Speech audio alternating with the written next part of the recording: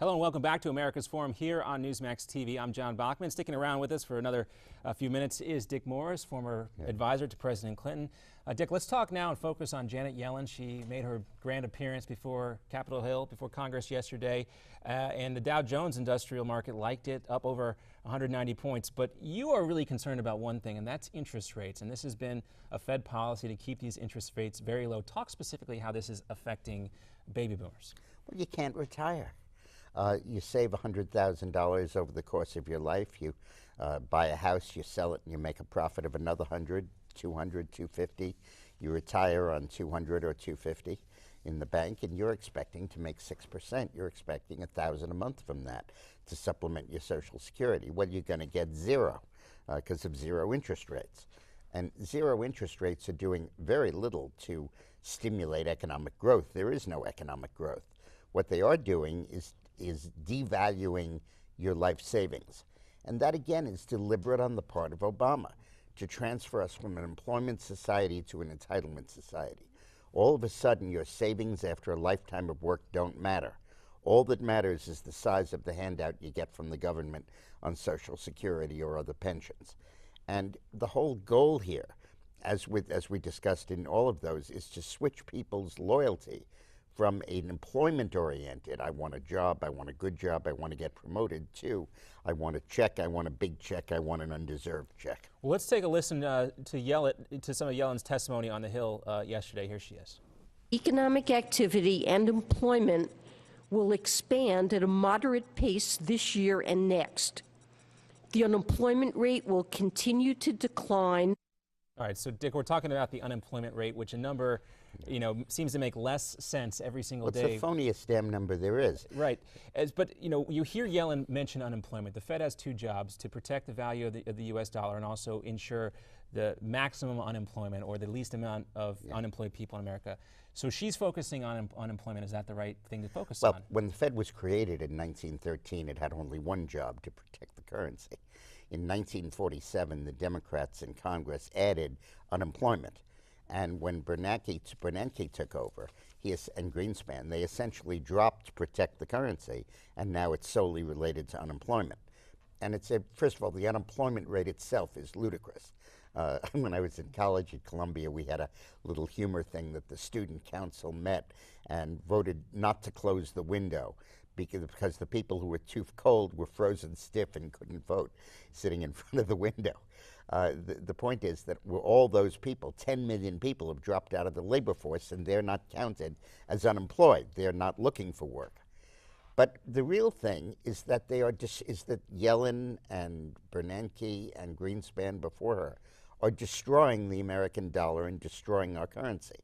But what they are doing is putting speculative capital into the hands of the top 10th of 1% of the country, who are betting it on the stock market, making a killing, and now pulling their money out so that the suckers who they're selling their stocks to go crashing. The problem a rich guy has now, or a bank has now in the stock market, is you want to get out. You know the market's going to crash. Right. But to get out, you need somebody to buy your stock. You need a sucker to come along, like P.T. Barnum said. So you let the price run up, you attract another crop of suckers, you unload your stocks on them, and you step back and let them take the fall. And this is the bubble. It's not a rally, it's a setup. The bubble cycle we hear so much about, the real estate bubble, the technology bubble. You mentioned going all the way back. The bubbles relate to mistaken investors. This is caused by the deliberate, ruthless, vicious efforts of the top 10th of 1% to leave the average American holding the bag when the bubble bursts. So we talked about the unemployment number. The headline number that we hear so much about on all the establishment media circles is 6.6, the non-farm payroll number that comes from the Congressional Budget Office. But we also had Duke University professor Campbell Harvey on here, kind of illustrating again how meaningless that number has become. The real number should be about 14% if you count those that are not looking for work. But again, this is not an unintended consequence of Obama's policies. His goal is to drive us out of the labor force. His goal is to drive us from something where you need to work hard, study hard, go to school, take risks, and move up to make more money, to something where you need to go to your local political club and get the Democratic Party elected to control Congress and the president in order to do that. Bill Clinton once told me the Democrats and Republicans both basically agree on aid to the poor. They disagree on aid to the middle class. And the reason the Democrats want middle class entitlements is to get their votes so that they can protect the programs for the poor. Interesting. I said the CBO, I meant to say the Bureau of Labor Statistics. Small point. Actually, it is the BLS, Bureau of Labor Statistics, but drop the L. Fair enough. Dick, you mentioned that this is a directive of the Obama administration, but you also talked about how this goes back to Fed chairs of the past, including Alan Greenspan. There has been a consistent kind of vision from the Fed for the past 3 Fed chairs, right, with lowering interest rates, putting more liquidity into the economy. Is Janet Yellen the last of that breed? She's going to have to be, because it's going to crash. Now the cash machine for the stock market. That's all it is. Forget unemployment, forget the currency. They're not trying to lower unemployment. They know after 3 years of pumping $1 trillion into the economy of printed money every year, that it's with a 1 and 2% growth rate, they know it's not going to lower unemployment. What they are doing is fueling what Obama complains of, income inequality, by being the cash machine in the gambling casino. Yeah, it's a cash machine. Their job, but in the casino, their job is to give the Wall Street banks enough money to play the market. I'll take that even if and by the way, their approval rating is measured by the Dow Jones average, not by the real unemployment rate, not by the growth rate of the economy, certainly not by the stability of the currency. I'll take that a step further. It's like getting a cash advance from your credit card in a casino. Yeah. Right? So let's go ahead. Let's take a look at some tweets. Of course, we love hearing from you guys, and we have some we want to get to right now, talking about the unemployment numbers based on some of the conversations we've had here on America's Forum this week.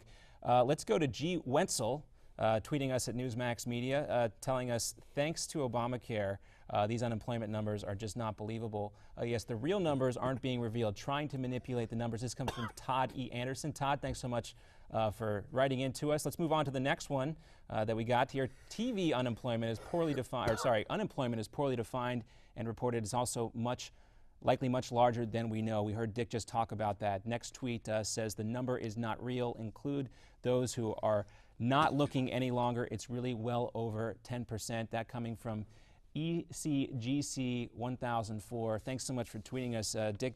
All the people who are watching this program, they agree with you. Yeah, they're catching on. Because it isn't that you have to have a doctorate in statistics to catch on. You just have to look out the damn window and see that the economy isn't coming back.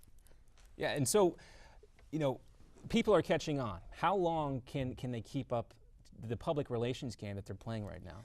Well, they might be able to keep it up forever, except the situation on the ground is going to get worse and worse and worse. A crash is coming. Boom. A gigantic failure. I can't tell you when, but this bubble is going to burst. And when it bursts, it'll have cataclysmic consequences that go beyond what we experienced in '08, because it'll be truly global, not just the American markets. And it is created by the bubble that is created by the policies of the Federal Reserve. In 2008, Ron Paul ran around the country talking about the Fed, and I didn't believe him. I didn't listen to him. But in the years since, I've learned how right he's been, not because I've changed my mind particularly, but because the Fed has changed its conduct. Yeah, let's talk about that specifically, what this means for the future of the Fed as politicians like Ron Paul, who was clearly on to this before a lot of people, but there are also people like Congressman Kevin Brady in Texas, who's a member of the Joint Economic Committee. They are really taking a hard and fast look, and there's this bill by Rand Paul to edit the Fed. Do you think that's going to happen as more people start to tune in and catch on to what's going on? Well, we used to have a situation before the Fed assumed the power it has now where Congress would intervene. Congressman Wright Patman of Louisiana. Okay. All right, Dick, we got to run. We're running out of time here for this commercial break. We'll be right back after this.